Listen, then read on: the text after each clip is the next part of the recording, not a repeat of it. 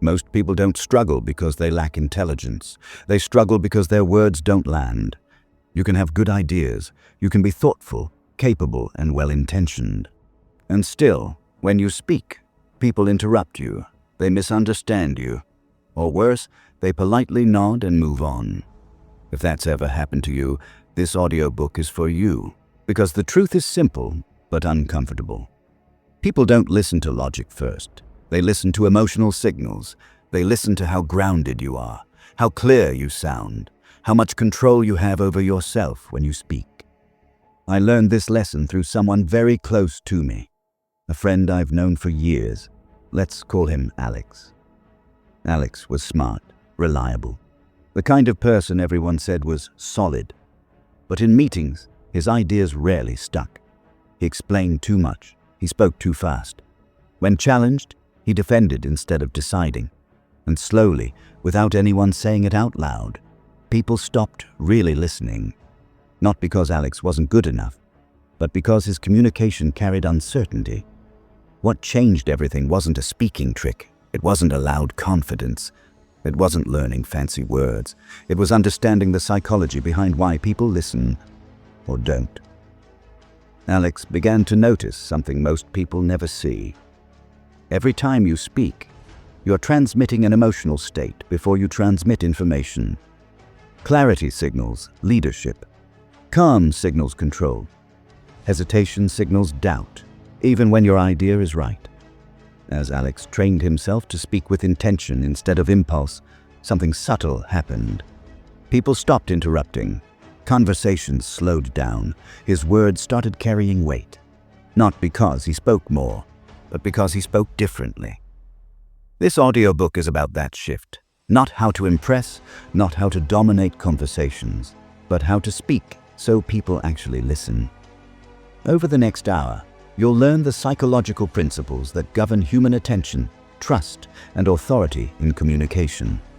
You'll understand why silence can be more powerful than explanation, why clarity beats charisma, and why emotional control is the real foundation of influence. This is not theory for theory's sake.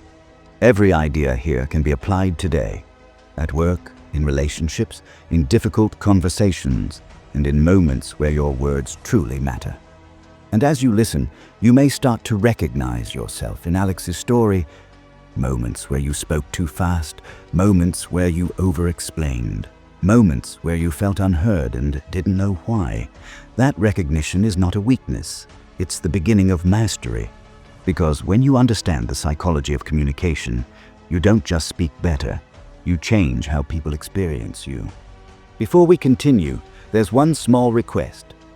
If you know someone who struggles to be heard, someone whose ideas deserve more respect, someone who could genuinely improve their life by mastering the psychology of powerful communication, share this video with them, not for views, not for algorithms, but because the ability to speak clearly, calmly, and with authority doesn't just improve conversations, it changes careers, relationships, and self-respect. Sometimes permanently. Now, take a breath. Slow down with me, and let's begin learning how to speak so people listen. Chapter 1. Why People Don't Listen. Even when you're right. One of the most painful realizations in communication is discovering that being right does not guarantee being heard. You can come prepared. You can think things through carefully. You can speak with logic, evidence, and good intentions. And still, people interrupt you, overlook your point, or move on as if you never spoke. When this happens repeatedly, it quietly damages confidence.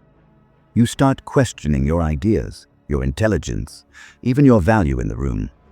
But the problem is almost never your ideas. The problem is that listening is not a logical decision. It is a psychological one. Most people believe that communication works like a clean transaction. You present a good idea, the listener evaluates it, and then they respond appropriately. In reality, the human brain does something very different. Before it evaluates what you are saying, it evaluates who you are being while you say it. This is something my close friend Alex had to learn the hard way. Alex was competent and thoughtful. He cared about doing things correctly. When he spoke, he wanted to be precise, fair, and thorough. In conversations and meetings, he often waited patiently, then explained his thinking step by step. On paper, his approach made perfect sense. In practice, it didn't work. People talked over him. His ideas were acknowledged but rarely acted on. When discussions became tense, Alex felt the urge to explain more, clarify further, and defend his reasoning before anyone misunderstood him. The harder he tried to make his point airtight, the less impact his words seemed to have. What Alex didn't realize was that he was fighting the wrong battle. People weren't rejecting his logic, they were responding to the emotional signal behind his words. Every time you speak, you send two messages at once. One is the content of your words, the other is your internal state. The second message is far more powerful. It tells the listener whether you are grounded or anxious, certain or searching, in control or subtly asking for approval. The human nervous system is constantly scanning for these signals. It does this automatically, without conscious thought, and once it forms an impression, logic struggles to change it. When Alex spoke, his words were accurate, but his delivery carried tension. He spoke quickly, as if racing against interruption. He filled silence, as if silence were dangerous. He added explanations, not because they were needed, but because he wanted to make sure no one could disagree with him. Without meaning to, he was communicating uncertainty. And uncertainty makes people disengage. This is why people don't listen, even when you're right. Correctness alone does not create authority. Authority comes from emotional stability, from sounding like someone who does not need to convince. Think about the people whose words naturally carry weight. They don't rush. They don't over-justify. They don't react defensively when challenged. Even when they say something simple, it feels complete. Their presence creates a sense of order in the conversation. That sense of order is what people respond to. Alex began noticing this pattern when he stopped obsessing over his words and started observing reactions. He paid attention to moments when the room drifted away from him. Almost always, it happened when he sped up, added unnecessary detail, or tried to preempt objections that hadn't been raised. He also noticed something else. When he paused, really paused, people stayed with him. When he spoke more slowly, interruptions decreased. When he stated a point clearly and stopped. Instead of explaining further, people leaned in. Nothing about his intelligence had changed. What changed was the emotional environment he created when he spoke. This shift felt uncomfortable at first. Alex associated silence with risk. Saying less felt like leaving himself exposed. He believed that if he didn't explain everything, people would misunderstand or dismiss him. But that belief was rooted in fear, not reality. Silence did not weaken his position, it strengthened it. From a psychological standpoint, silence after a clear statement signals confidence. It tells the listener, "I trust what I said enough to let it stand." Over-explaining does the opposite. It signals doubt, even when the idea is solid. This is a hard truth to accept, especially for thoughtful people. Many intelligent, well-meaning individuals struggle to be heard because they communicate from tension. They want to be understood so badly that they push their words forward. But tension is felt instantly. When your voice, pace, or posture signals urgency, the listener's nervous system feels pressure, and pressure makes people pull away. Listening is not something you can demand with better arguments. It is something you invite by being emotionally regulated. When you speak from calm clarity instead of internal urgency, people feel safe enough to stay present. Alex's first breakthrough was not a technique. It was a decision. He decided to stop trying to win attention and start managing his internal state before speaking. He slowed his breathing. He reduced his message to one clear idea. He allowed himself to finish a sentence and stop. The results surprised him. People began responding differently. They asked questions instead of interrupting. They referenced his points later. His words started to linger in conversations instead of disappearing into noise. This chapter matters because until you understand this principle, everything else in communication will feel inconsistent. You can learn better wording, stronger structure, and persuasive frameworks. But if your emotional signal communicates doubt or tension, those tools will fail. People don't listen because ideas are right. They listen because the speaker feels stable. The goal is not to speak louder, faster, or more impressively. The goal is to become someone whose presence reduces noise rather than adding to it. Someone whose words feel grounded enough to trust. Once you understand why people don't listen, even when you're right, you stop blaming yourself for the wrong reasons. And when you stop solving the wrong problem, real change becomes possible. Everything that follows in this audiobook builds on this foundation. Because when emotional clarity comes first, influence follows naturally. Chapter 2. The Psychology of First Impressions in Speech. People decide whether to listen to you long before you finish your first sentence. This decision is not conscious. It happens beneath logic, beneath language, and beneath intention. Within seconds of hearing your voice, the human brain evaluates your emotional state and assigns you a position. Leader or follower, stable or reactive, worth listening to or easy to ignore. Once that judgment is made, everything you say afterward is filtered through it. This is why first impressions in communication are so powerful, and why they are so difficult to reverse. Alex learned this lesson painfully. He believed that if he could just get past the opening moments of a conversation, people would eventually see the value in what he was saying. So he focused on explaining clearly, adding context, and being fair. What he didn't realize was that by the time he reached his strongest point, most people had already stopped listening. The problem was never the middle of his message. It was the beginning. Psychologically, the first moments of speech act like a signal flare. They tell the listener's nervous system whether to relax or brace, whether to lean in or drift away. This assessment happens fast because the brain is designed to conserve energy. It does not want to evaluate every idea from scratch. Instead, it looks for shortcuts: tone, pace, certainty. These three elements form the foundation of your first impression, and none of them depend on intelligence or vocabulary. Alex used to start speaking the moment he had the floor. His voice came out quickly, packed with information, as if he needed to fit everything in before someone cut him off. That urgency was understandable. But urgency signals insecurity. It tells the listener, "This might fall apart if I don't rush." And once that signal is sent, people unconsciously disengage. Alex also began many of his sentences with softening phrases. "I think," "maybe," "this might not be perfect, but..." He believed he was being polite and open-minded. In reality, he was weakening his own position before anyone else had a chance to challenge it.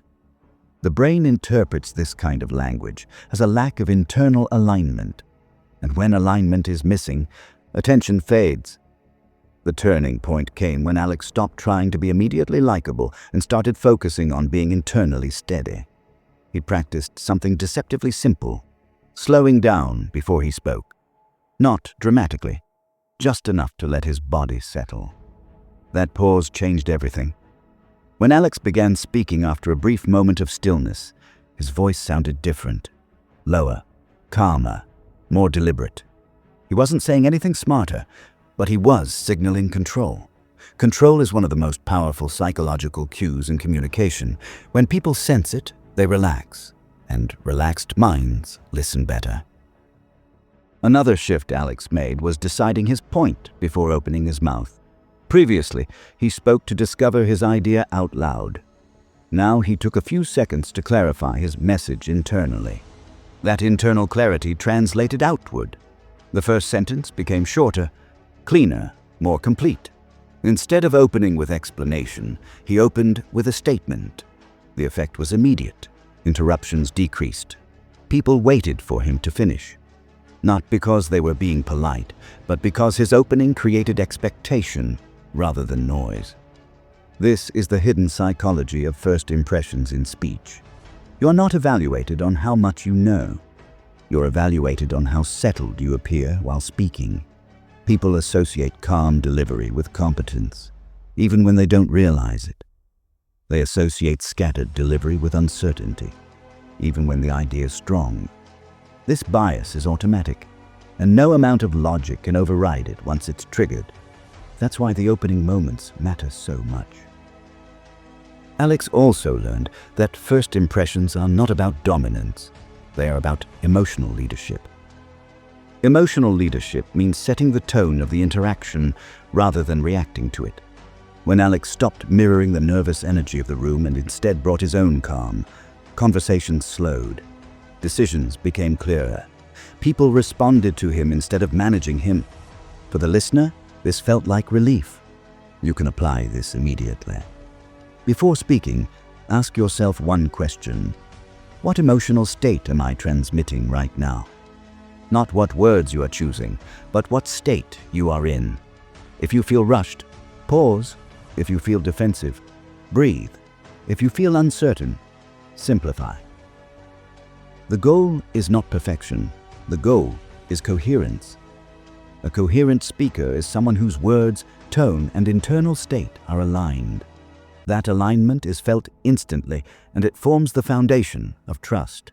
Alex didn't become louder or more assertive. He became more grounded, and that grounding reshaped how people perceived him from the first moment he spoke. First impressions are not about impressing others. They are about signaling stability. When you signal stability, people listen not because they have to, but because it feels natural to do so. This principle explains why some people command attention without effort. They are not performing. They are not persuading. They are simply regulated. Their nervous system is not asking for validation, and that absence of need is felt immediately by others. When you understand this, you stop blaming the audience. You stop blaming timing, personality, or luck. You realize that attention is not taken. It is offered in response to emotional clarity. As Alex continued practicing this awareness, he noticed something subtle. People remembered his opening lines. They quoted him later. His words became reference points. That is the power of first impressions in speech. It shapes everything that follows. Chapter 3. Speak less to be heard. More. One of the most counterintuitive truths about communication is this: the more you talk, the less people listen. Most people assume the opposite. They believe that clarity comes from saying more, explaining further, adding examples, and filling every gap with words. When they feel misunderstood, their instinct is to keep talking. When they feel ignored, they raise their verbal volume, not just in sound, but in length. But human attention does not work that way. Attention is not pulled in by quantity, it is drawn in by precision. Alex struggled deeply with this. He believed that if he didn't fully explain his thinking, people would misinterpret him or dismiss his ideas. So he spoke in paragraphs. He connected every dot out loud. He anticipated objections before they appeared. By the time he finished, the room was tired. His words weren't unclear, they were overwhelming. Psychologically, the human brain has limited capacity for active listening. When someone speaks for too long without pause, the listener's mind begins to wander. Not out of disrespect, but out of overload. The brain starts sorting, filtering, and eventually disengaging to protect itself. This is where many thoughtful people lose their influence. They confuse thoroughness with effectiveness. Alex noticed a painful pattern. When he gave long explanations, people stopped asking questions. When he shortened his responses, people leaned in. At first, this made no sense to him. Shouldn't more information equal more understanding? What he didn't realize was that listening is participatory. People want space to think, respond, and engage. When you take up all the space with words, you remove their role in the conversation. Speaking less invites participation. Speaking more shuts it down. The first change Alex made was learning to end his sentences sooner. This sounds simple, but it was uncomfortable. He felt exposed. Ending a thought without immediately justifying it felt like standing without armor. But something interesting happened. When Alex stated a point and stopped, people reacted differently. They asked clarifying questions instead of zoning out. They challenged him thoughtfully instead of dismissing him. The silence that followed his words created gravity. Silence is not emptiness. It is pressure. A clear statement followed by silence forces the listener's mind to engage. It creates a moment where the idea has room to land. Over-explaining removes that moment. It smothers the idea before it has a chance to breathe. This is why powerful communicators often say less than everyone else in the room. They are not withholding. They are precise. They trust their words enough to let them stand on their own. Alex also learned to recognize why he talked too much. It wasn't because he loved the sound of his own voice. It was because he was anxious about being misunderstood. That anxiety leaked into his speech and made him try to control the listener's interpretation. But you cannot control how people interpret you by talking more. You can only influence interpretation by being clear and composed. As Alex practiced speaking less, he noticed another shift. His tone changed. Without the pressure to explain everything, his voice became calmer. His pace slowed naturally. He felt less need to perform and more willingness to observe. This internal change mattered as much as the external one. When you speak less, you give yourself time to think. You respond instead of react. You choose words deliberately instead of dumping thoughts as they arise. That deliberateness is felt by others. People associate brevity with confidence. They associate rambling with uncertainty, even when that uncertainty is simply nervousness. The brain assumes that someone who can express an idea in few words understands it deeply. This is not always true, but perception matters more than intent. Alex began applying a simple rule: one idea per response. No stacking, no layering, no verbal insurance policy. If the idea was unclear, he waited to be asked rather than preemptively explaining. At first, this felt risky. What if they misunderstood? What if they disagreed? What if silence made things awkward? None of those fears came true. Instead, Alex noticed that people respected his restraint. His words gained weight. When he did speak, people listened more closely because they knew he wouldn't waste their attention. This chapter is not about becoming quiet or passive. It is about becoming selective. Speaking less does not mean saying nothing. It means choosing what truly matters and letting go of the rest. Most conversations are cluttered with verbal noise. People talk to fill space, soothe nerves, or protect themselves. When you remove that noise, clarity emerges naturally. There is also a deeper psychological effect at play. When you speak less, you appear less needy. Neediness repels attention. Self-containment attracts it. When you do not rush to fill silence, you signal that you are comfortable with uncertainty and disagreement. That comfort is rare. And rarity draws focus. Alex didn't become mysterious or aloof. He became efficient. He learned that the goal of communication is not to transfer every thought in your head, but to move the conversation forward. Once he understood this, his communication became lighter. Conversations felt easier. He no longer left interactions feeling drained or frustrated. And people began to remember what he said, because what is concise is memorable. What is excessive is forgotten.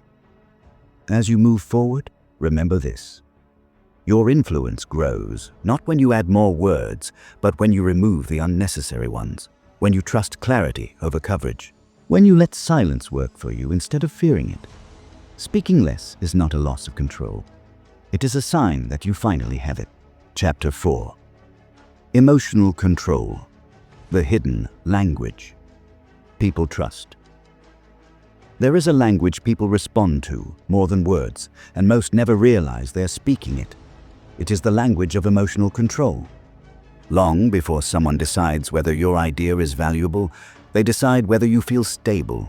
They sense it in your breathing, your pace, your tone, and your reactions. This assessment happens instantly and unconsciously. And once it happens, it shapes how every word you say is received. Alex used to believe that communication problems came from misunderstanding. He thought if he could just explain more clearly, everything would work out. What he didn't see was that people were not reacting to what he said. They were reacting to how he handled pressure while saying it. Whenever a conversation became tense, Alex's body responded before his mind did. His shoulders tightened, his voice rose slightly, his sentences sped up. None of this was intentional, but it was visible. And visible tension creates distrust. From a psychological perspective, emotional control is a signal of safety. When someone stays calm under pressure, the listener's nervous system relaxes. When someone becomes reactive, defensive, or rushed, the listener's nervous system goes into alert mode. Alert minds do not listen deeply. They prepare to protect themselves. Alex noticed this pattern most clearly during moments of disagreement. If someone challenged his idea, even gently, he felt an immediate urge to respond. Not to reflect, but to protect his position. He would jump in quickly, clarify, justify, and defend. In his mind, he was being thorough. In reality, he was broadcasting insecurity. The moment he reacted emotionally, the conversation shifted. People stopped exploring ideas and started evaluating him. This is the hidden cost of losing emotional control. It turns conversations into power struggles instead of collaborations. The breakthrough for Alex came when he realized that control does not mean suppression. It means regulation. Emotional control is not about pretending you feel nothing. It is about choosing not to let emotion drive your behavior. He started practicing one simple habit, creating a pause between stimulus and response. When someone challenged him, he stopped answering immediately. He allowed a brief silence. At first, this felt unnatural. He worried it would look awkward or unprepared, but something unexpected happened. The pause changed the dynamic. Instead of appearing defensive, Alex appeared thoughtful. Instead of reacting, he responded. That shift alone increased how seriously people took him. Psychologically, a pause signals confidence. It tells the listener, "I'm not threatened by this, I have time." And when someone appears unthreatened, they appear powerful. Alex also learned to pay attention to his tone. Under stress, his voice used to rise slightly, as if asking for agreement. Once he noticed this, he consciously lowered his pitch and slowed his pace. Not dramatically, just enough to regain control. This adjustment had a profound effect. People mirror emotional states. When Alex slowed down, others did too. When he stayed calm, the room followed. Emotional regulation is contagious, just like emotional tension. This is why emotional control is the hidden language people trust. It sets the emotional temperature of the interaction. Many people believe authority comes from force or assertiveness. In reality, authority comes from composure. The person who remains calm when others are reactive is perceived as the most reliable voice in the room. Alex began to test this deliberately. In meetings where emotions ran high, he spoke less but with more intention. He didn't rush to fill silence. He didn't defend every point. He allowed discomfort to exist without trying to erase it with words. Each time, he noticed the same result. People leaned toward him emotionally. They waited for his input. His words began to carry disproportionate weight. What changed was not his knowledge. It was his emotional signal. This matters because most communication failures are emotional failures, not intellectual ones. People do not reject ideas because they are wrong. They reject ideas because they feel destabilized by the way they are delivered. When you speak from emotional control, you create a sense of order. That order makes people feel safe enough to listen. This is especially important in high-pressure moments. Conflict, disagreement, or urgency magnify emotional signals. If you lose control in those moments, your credibility erodes quickly. If you maintain composure, your influence increases. Alex learned that emotional control also means letting go of the need to be liked in the moment. Reactivity often comes from fear of rejection. When you stop trying to manage how others feel about you, you gain the space to manage how you feel about yourself. That internal shift is powerful. As Alex practiced this, he stopped replaying conversations in his head afterward. He no longer felt drained or frustrated. Speaking became less of a performance and more of an expression of clarity. People noticed the difference. They described him as steady, grounded, clear under pressure. None of those qualities came from learning better words. They came from learning better emotional control.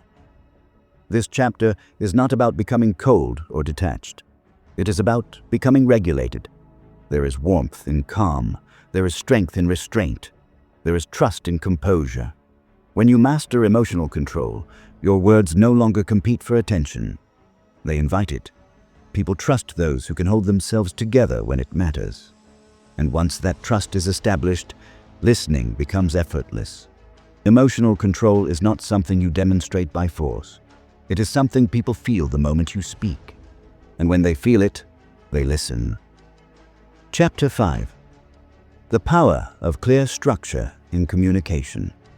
Most people don't struggle to communicate because they lack ideas. They struggle because their ideas arrive without structure. When thoughts come out unorganized, the listener's brain has to work harder to follow along. And when the brain has to work too hard, it disengages. Not out of laziness, but out of self-preservation. Confusion feels unsafe. Clarity feels calming. Alex didn't realize how much structure mattered until he saw how often people misunderstood him. He would finish speaking and hear responses that had nothing to do with what he meant. At first, he blamed the listener. Later, he realized the truth was more uncomfortable. His ideas made sense in his head, but they didn't arrive that way to others. The human brain craves order. When information is structured, the listener relaxes.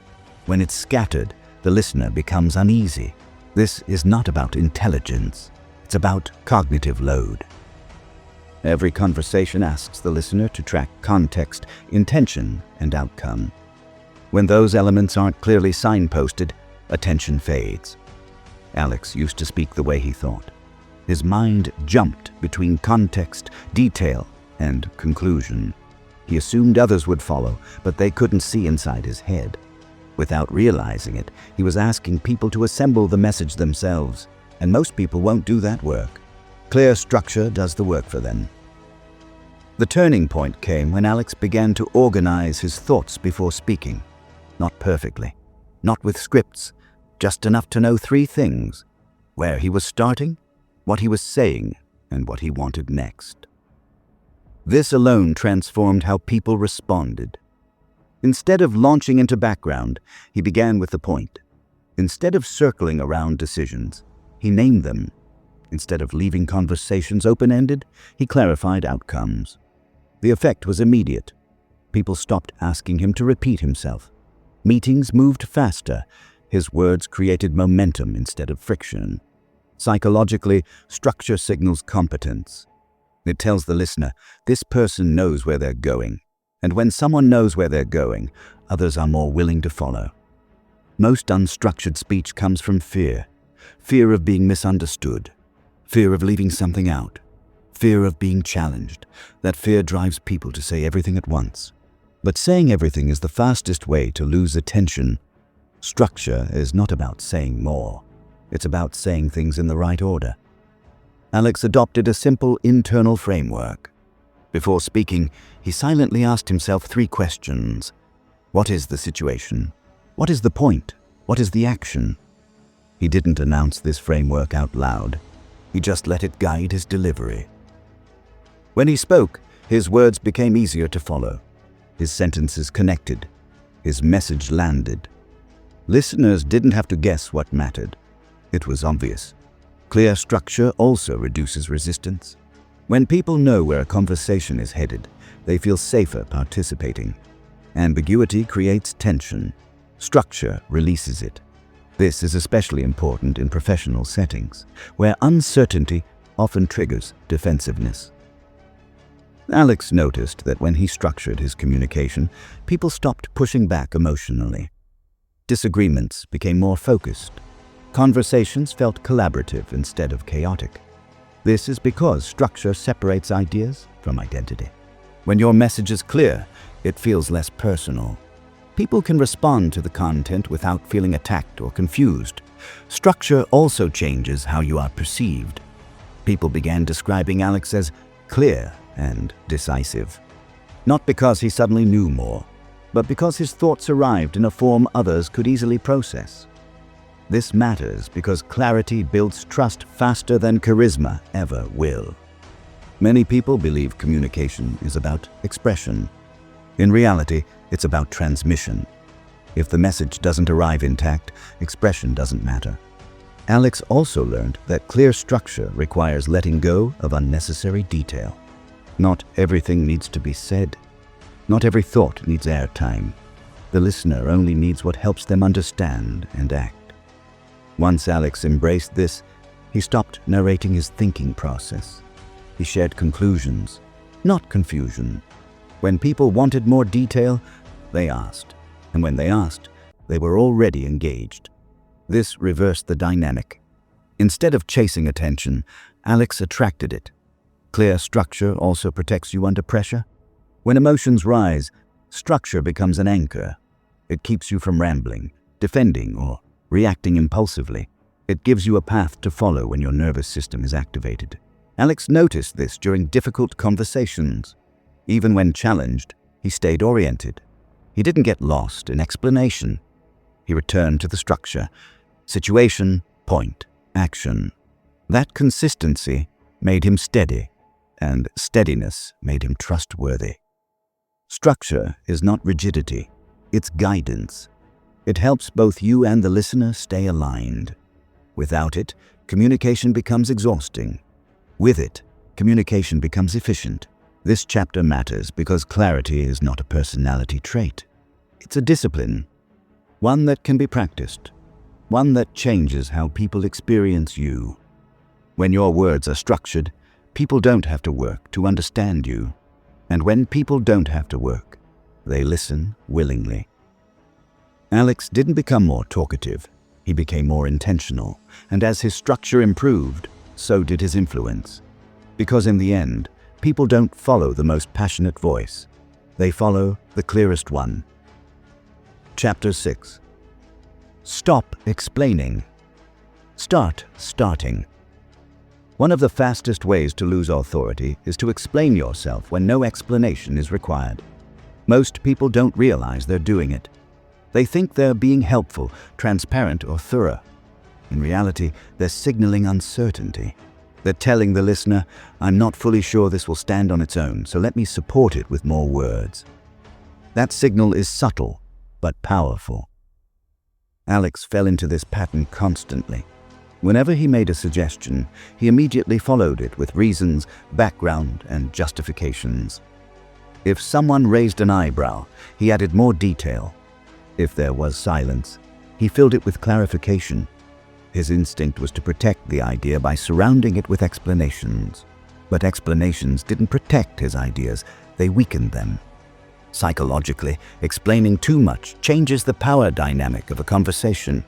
It shifts you from a position of clarity to a position of defense. Even if no one has challenged you, your behavior suggests that a challenge is coming and that you're already bracing for it. People pick up on that instantly. Alex didn't understand this until he noticed a pattern in how others spoke. The people who carried the most influence rarely explained themselves up front. They stated their point, then stopped. If someone asked why, they answered calmly, but they didn't volunteer justification before it was requested. Their words felt complete. That completeness created authority. Alex began experimenting with this shift. Instead of saying, "I think we should do this because," he tried saying, "This is what we're going to do." Then he stopped. No follow-up. No defense. No softening language. At first, this felt almost rude. He worried it would come across as arrogant or dismissive. But what actually happened surprised him. People didn't react negatively. They reacted with attention. When Alex stopped explaining, others stepped in. They asked questions. They got engaged. They treated his statement as something solid, something worth responding to. The conversation changed shape. This revealed a critical psychological insight. People trust statements more than explanations. A statement says, "I'm grounded in this." An explanation says, "I need you to understand me." That need creates imbalance. Explaining has its place, but when it becomes a reflex, it erodes credibility, especially when the explanation is driven by anxiety rather than necessity.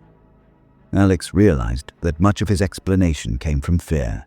Fear of being misunderstood, fear of disagreement, fear of losing approval. Those fears pushed him to over-communicate, to manage perception instead of trusting clarity. But managing perception is exhausting, and people can feel it.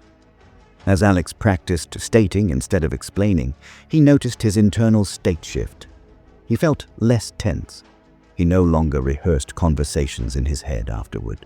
He trusted his words more, which made them land with more force. This didn't mean becoming rigid or inflexible. It meant choosing when explanation was useful instead of automatic. There is a difference between clarity and justification. Clarity stands on its own. Justification leans outward. Alex learned to wait. When he made a statement and someone disagreed, he didn't rush to defend. He listened. He let the other person finish. Often, the disagreement wasn't as strong as he expected. Sometimes it wasn't even disagreement, it was curiosity. By not explaining prematurely, Alex allowed real dialogue to happen. This also changed how conflict felt. Previously, any pushback triggered anxiety. Now, pushback felt manageable. He didn't see it as a threat. He saw it as information. That emotional shift mattered more than the verbal one. People who explain too much are often highly conscientious. They care. They want to be fair. But fairness does not require self-erasure. And respect does not come from over-accommodation. Respect comes from grounded clarity. Alex began noticing that when he stated his position calmly, others respected him even when they disagreed. The disagreement stayed focused on ideas instead of drifting into power struggles. His tone invited discussion instead of debate. This is because stating creates boundaries. A clear statement defines where you stand. It gives the conversation a reference point. Without that reference point, conversations drift, and the loudest voice often wins. Explaining too early blurs that reference point. It turns your position into a proposal rather than a stance. Alex also learned that stating reduces emotional noise. When you stop explaining, you stop feeding tension. You stop justifying your existence in the conversation. That alone changes how people experience you. They feel less pressure. They feel more clarity. And clarity invites listening. This chapter is not about becoming blunt or insensitive. It's about trusting your words enough to let them breathe. It's about recognizing that not every silence needs to be filled, and not every statement needs a footnote. When you stop explaining, you give your words room to land. You allow others to meet you instead of chasing them with language. Alex didn't lose his thoughtfulness. He gained presence. He learned that authority is not created by force, volume, or excess detail. It's created by restraint, by knowing when enough has been said. When you state instead of explain, you signal self-trust. And self-trust is one of the most persuasive forces in human communication, because people don't follow those who justify themselves endlessly. They follow those who sound like they know where they stand. Chapter 7. Speaking under pressure. Without losing authority.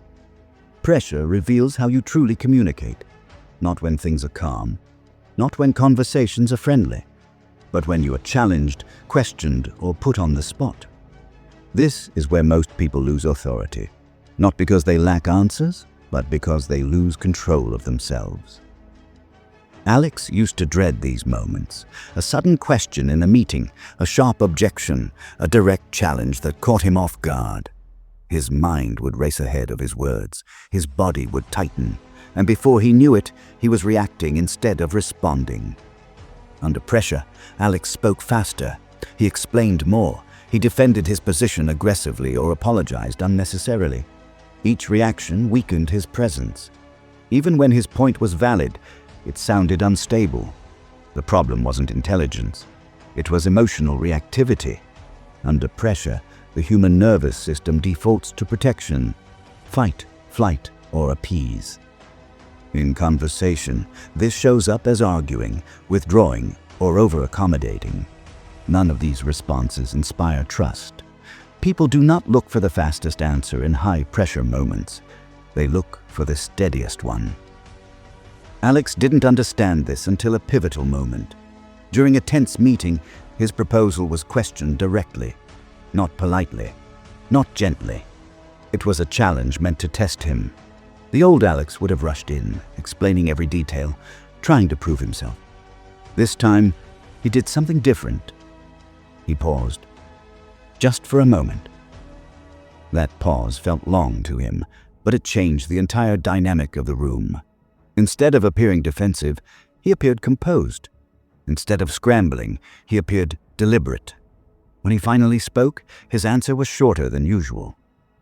Clear. Measured. He didn't try to win the moment. He simply stated his position. Something shifted. The pressure didn't disappear, but it moved away from him. Others in the room relaxed.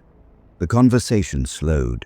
His authority increased, not because he dominated, but because he stayed grounded. This is the core principle of speaking under pressure. Authority is preserved through regulation, not reaction. When pressure hits, your first responsibility is not to answer. It is to stabilize yourself. Alex learned that the most powerful response under pressure is often silence. Silence gives you time. It gives your nervous system a chance to settle, and it signals confidence to others. Silence says, "I'm not threatened by this moment." Once Alex embraced this, pressure lost its grip on him. He stopped seeing challenges as attacks. He saw them as moments to demonstrate composure. This required letting go of a common fear, the fear of appearing unprepared. Many people rush to speak because they believe silence equals weakness. In reality, uncontrolled speech is what reveals insecurity. Calm speech suggests depth. Alex also learned to separate urgency from importance. Under pressure, everything feels urgent, but urgency is emotional, not strategic. Speaking quickly rarely improves clarity. It usually erodes it. By slowing his pace, Alex allowed his words to carry more weight. He didn't change the content of his message. He changed the delivery. This mattered because people mirror emotional states. When Alex stayed calm, others followed. When he slowed down, the conversation stabilized. Another key shift was learning not to take challenges personally. Alex used to interpret disagreement as a threat to his competence. That interpretation fueled defensiveness. Once he reframed challenges as neutral information, his responses changed naturally. He no longer needed to prove himself. He needed to remain present. Presence under pressure is what people respect. Alex also stopped trying to answer every question immediately. He learned to say, "Let's pause on that," or "That's worth thinking through." These responses did not weaken his position. They strengthened it. They communicated discernment. People trust those who know when not to speak as much as those who know what to say. Over time, Alex noticed that pressure situations became easier, not because they disappeared, but because he no longer feared them. He knew he could handle them without losing himself. This confidence came from consistency. He practiced calm responses in small moments, not just big ones. He treated everyday conversations as training for high-pressure situations, and it worked.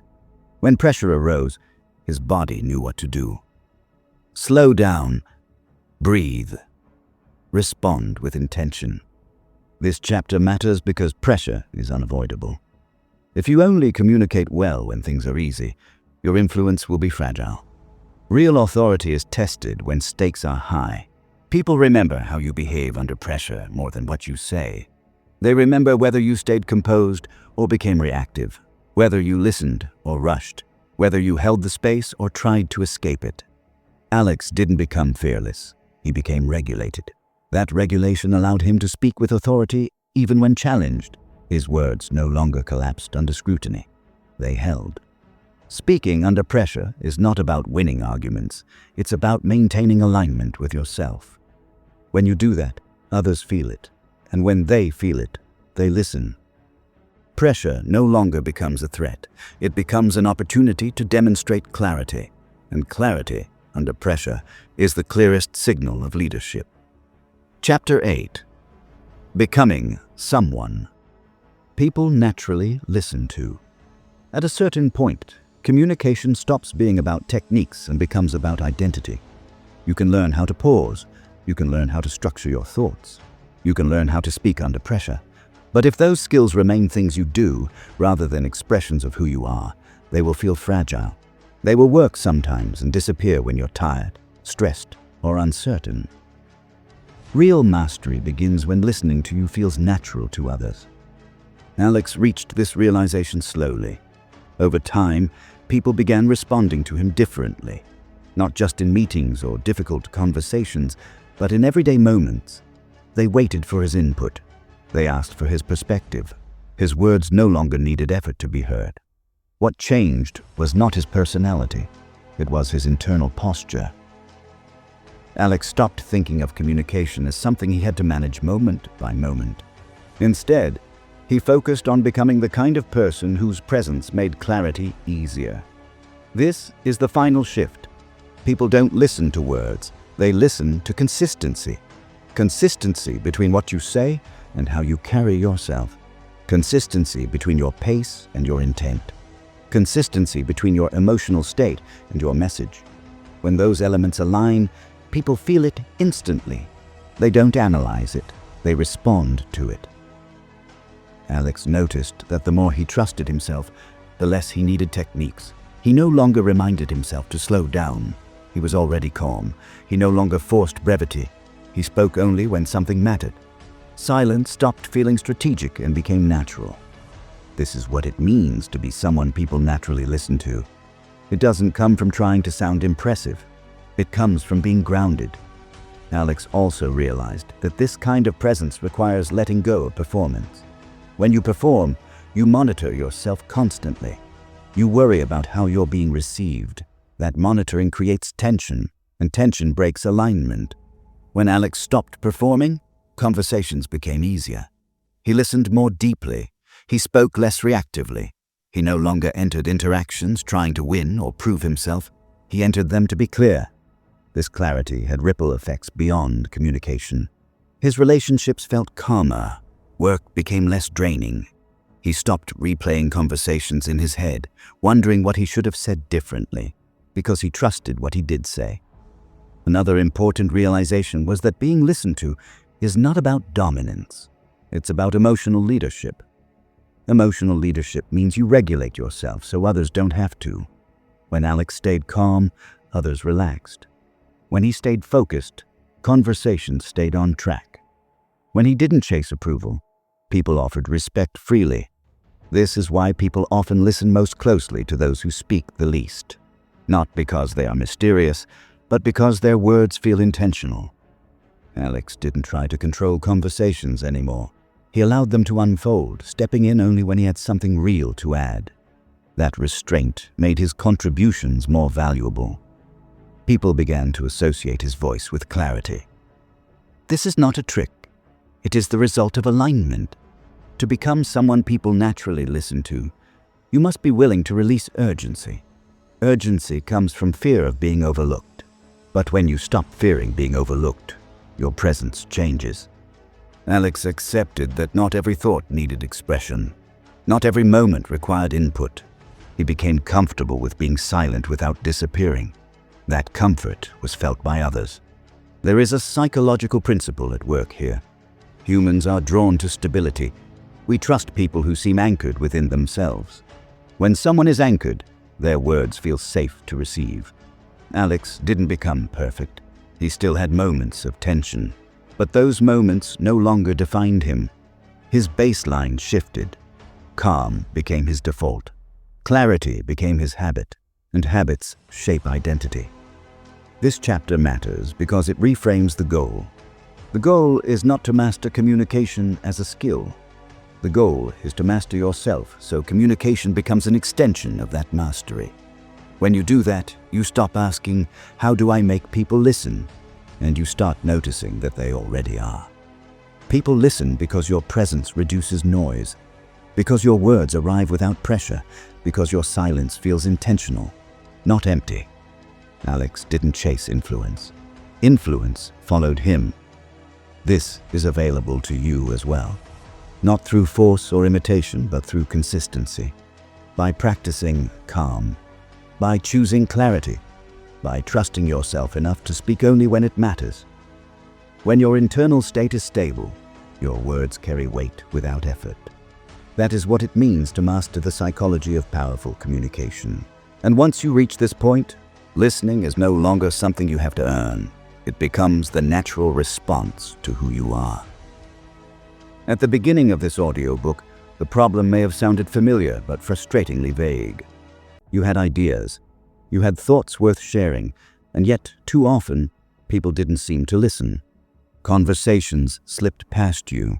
Your words felt lighter than they should have. Now that problem should feel clearer. People don't listen because of how you speak far more than what you say. They listen because of what your communication signals beneath the words. Throughout this journey, you've seen that powerful communication is not built on clever phrasing or forceful expression. It's built on clarity, emotional control, restraint, and structure. These are not tricks. They are psychological signals that tell others whether you are grounded enough to follow. Alex's transformation wasn't dramatic from the outside. He didn't become louder. He didn't dominate conversations. He didn't suddenly turn charismatic. What changed was subtle, internal, and lasting. He stopped rushing. He stopped over-explaining. He stopped reacting emotionally. And as he did, people changed how they responded to him. That is the key insight to carry forward. You don't control whether people listen, but you do control the conditions that make listening natural. When your words are clear, people don't have to guess what you mean. When your emotions are regulated, people don't have to brace themselves. When your delivery is calm, people feel safe enough to stay present. These conditions are rare, and rarity commands attention. It's important to understand that mastering the psychology of communication is not about becoming someone else. It's about removing the habits that distort how you're already perceived. Anxiety, urgency, overjustification, and reactivity blur your message. When those fade, what remains is clarity. That clarity is what people respond to. You may not notice the change immediately. Often, the first sign is subtle. Fewer interruptions, longer pauses after you speak. People asking for your input instead of talking over you. Over time, those moments compound. One day, you realize something has shifted. You're no longer trying to be heard. You are being listened to. And that shift extends beyond communication. When you speak with calm authority, your self-respect grows. You trust yourself more. You replay conversations less. You stop carrying the weight of what you should have said. Communication becomes lighter, cleaner, more honest.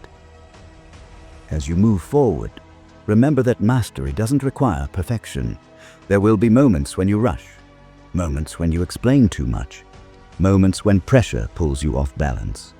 That's not failure, that's practice. The goal is not to eliminate those moments. The goal is to return to clarity faster each time. If there is one principle to take with you, let it be this. People listen to the person who sounds settled within themselves.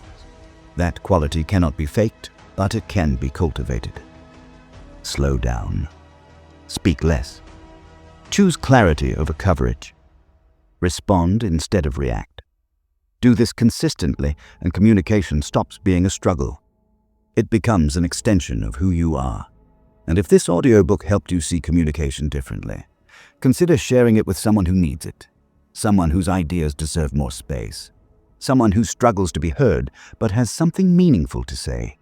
Because mastering the psychology of powerful communication doesn't just change conversations.